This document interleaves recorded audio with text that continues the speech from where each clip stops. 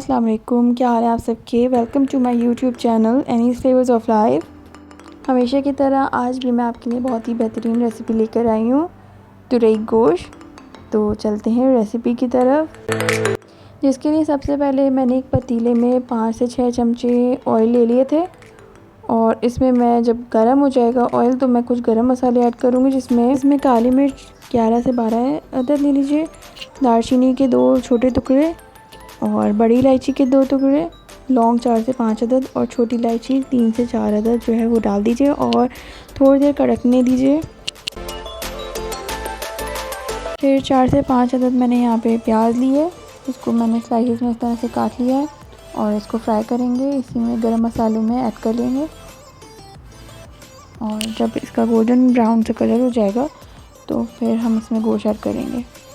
और ये आधा किलो गोश्त में मैं बनाऊँगी तुरई गोश्त बहुत मज़े का बनता है और रोटी के साथ और चावलों के साथ भी बहुत मज़े का लगता है ये, तो आप ज़रूर ट्राई करिएगा एक दफ़ा इसको।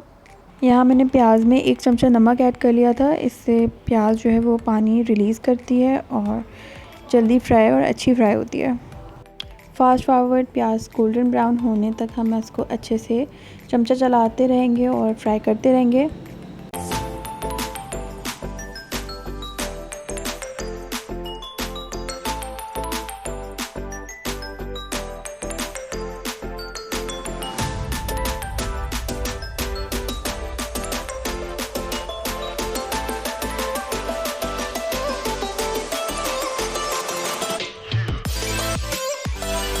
अब जब प्याज अच्छे से गोल्डन ब्राउन हो जाएगी तो हम यहाँ पे 2 चमचे लहसुन अदरक का पेस्ट ऐड करेंगे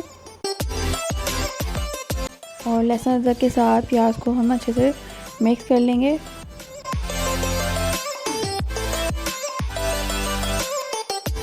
लहसुन अदरक भून जाने के बाद मैंने यहाँ पे गोश्त ले लिया है आधा किलो और मैं इसमें ऐड करूँगी और गोश्त अपना पानी छोड़ता जाएगा।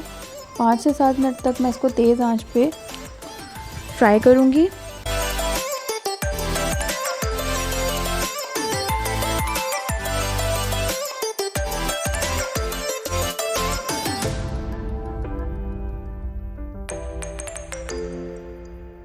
तकरीबन 7 से 8 मिनट चमचा चलाने के बाद मैं इसमें कुछ पाउडर मसाले ऐड कर रही हूँ, जिसमें धनिया पाउडर 2.5 चमचा, 1 टीस्पून गरम मसाला पाउडर और 1.5 टेबल स्पून मैंने यहाँ पे लाल मिर्च पाउडर लिया था और 1 टीस्पून मैंने हल्दी ऐड की है। यहाँ मसाला जो प्लेट में रह गया था उसमें मैंने हल्का सा पानी डाल के इसमें डाल दिया और इसमें मैं फिर इसको अच्छे से मिक्स कर रही हूँ।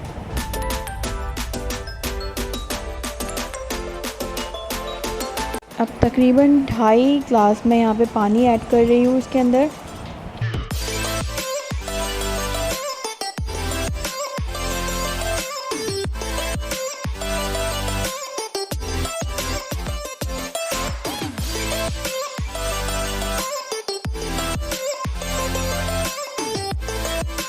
और सालन में जब उबाल आने लगेगा तो मैं इसको ढक दूँगी और तकरीबन हम इसको आधा घंटा जो है वो बिल्कुल ढक कर पकाएंगे। और यहाँ मैंने आधे घंटे के बाद जो है वो चेक किया था, तकरीबन हाफ़ कुक होना चाहिए या तो 70%। उसके बाद मैं इसमें सब्ज़ी ऐड करूँगी।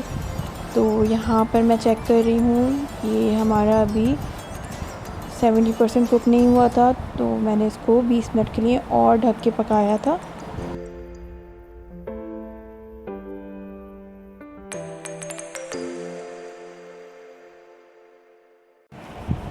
और 20 मिनट के बाद मैंने लिड हटाया तो ये तकरीबन 70% गोश्त हमारा गल गया था। फिर मैंने इसमें तुरई तकरीबन ½ kg मैंने तुरई ली थी और इसमें मैं तुरई ऐड करूँगी। ये देखिए यहाँ पे मेरा हाफ़ कुक गोश्त गल चुका है।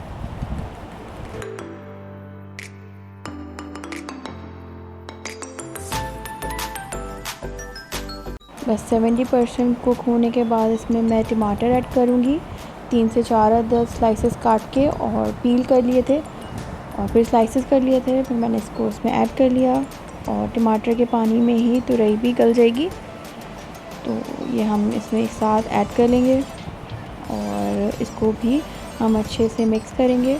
पकते हुए तुरई भी पानी अच्छा खासा रिलीज़ करती है, और टमाटर भी, टमाटर का पानी और तुरई का पानी जब अच्छे से मिलकर जब ये पकेंगे तो गोश्त भी जो 70% कुक हुआ था वो 30% उसमें कुक हो जाएगा। और ढककर मैंने इसको 25 मिनट पकने दिया था, जिससे तुरई भी अच्छे से गल गई और टमाटर भी बिल्कुल गल गए थे।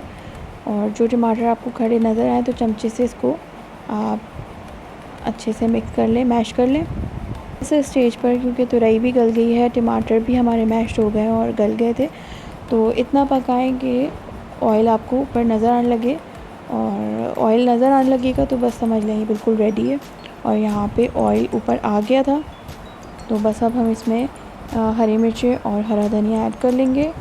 हरा धनिया हरी मिर्चें ऐड करने से पहले नमक ज़रूर टेस्ट कर लीजिएगा। हस्ब ज़रूरत मैंने प्याज में ही डाला था, उसके बाद मैंने नहीं डाला था, लेकिन बिल्कुल परफेक्ट था तो ज़रूरत नहीं पड़ी। लेकिन आप हस्ब ज़रूरत जितना रिक्वायर्ड हो वो नमक ऐड कर लें। और यहाँ पे हरा धनिया हरी मिर्च मैं ऐड कर रही हूँ, और बिल्कुल स्लो फ्लेम पर मैं इसको ढक दूँगी तकरीबन 3 से 4 मिनट के लिए। खुशबू आने लगेगी अच्छी सी, और यहाँ पे बिल्कुल रेडी है तुरई गोश्त। ज़रूर ट्राई करिएगा और फीडबैक ज़रूर दीजिएगा कैसा बना।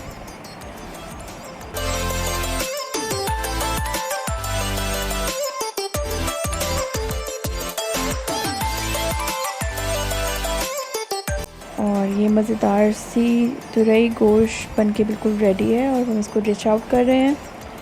बकरा ईद भी आने वाली है, तो बीफ की रेसिपी ये ज़रूर ट्राई करिएगा, और पसंद आए तो मेरे चैनल को सब्सक्राइब कर दें, रेसिपी को लाइक कर दें। मिलते हैं अगली रेसिपी में, जब तक अल्लाह हाफ़िज़।